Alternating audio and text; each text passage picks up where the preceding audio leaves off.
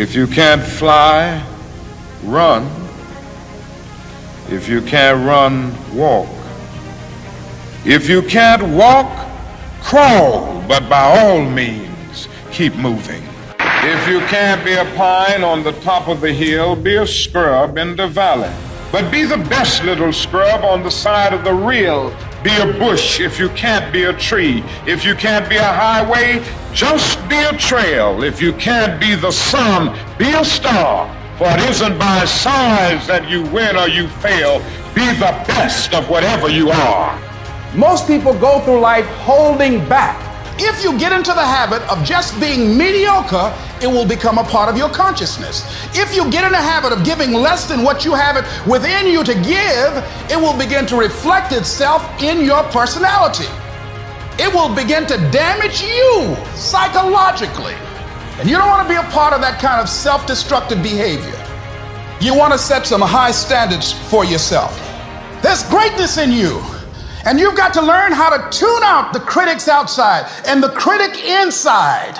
And since I'm going to do this, I'm going to harness my will, and I'm not going to let anything stop me. It's very important that you engage in an ongoing process to develop you. Spend more time on yourself than what you've been spending. Working on yourself, talking to yourself, overcoming the negative conversation, that inner dialogue that's going on all the time, even when you don't want it to be there. You can't stop yourself right now from thinking. You can't do it. And so learning how to empower yourself, part of doing that is standing up to yourself. You've got to stand up inside yourself sometimes and say, shut up. I was going to give a presentation, and this voice inside of me saying, you can't do this. You don't have everything it takes. Shut up. I'm behind on my bills, and you're telling me what I can't do. I have got to do it.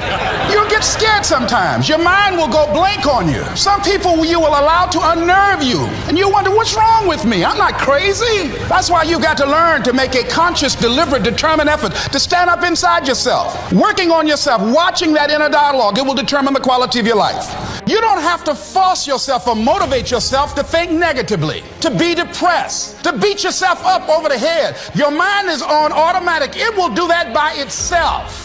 But if you want to begin to move into your own personal greatness, if you want to begin to really enjoy a happy, successful, healthy life, you've got to be willing to go against the tide. You've got to be willing to harness your will and say, in spite of this, I'm in control here. I'm not going to let this get me down. I'm not going to let this destroy me. We have two primary choices in life. We can either accept conditions as they exist, or we can take the responsibility to change them. See, a lot of people want to exempt themselves from taking responsibility. All they want to do is talk about the problem. Every time you see them, they'll tell you their story over and over and over and over again. No. You want to take responsibility for your life. I got me here, I can get me out of this. And I'm getting out. I'm not going to be a volunteer victim. A lot of folk won't let you forget what you used to do or what you have done, what mistakes you've made. All of us have made some mistakes in life. All of us have done some things that if we had them to do over again, we wouldn't do it again. There are a lot of things that if I had it to do over again, if I knew then what I know now, I would have done it differently. Well, it didn't happen that way. Oh, you don't want me to live that down, huh? You want to keep on putting that in my face about what I did. Guess what? I'm not interested. That's what I did then. Won't do it today, so you are picking on an innocent man.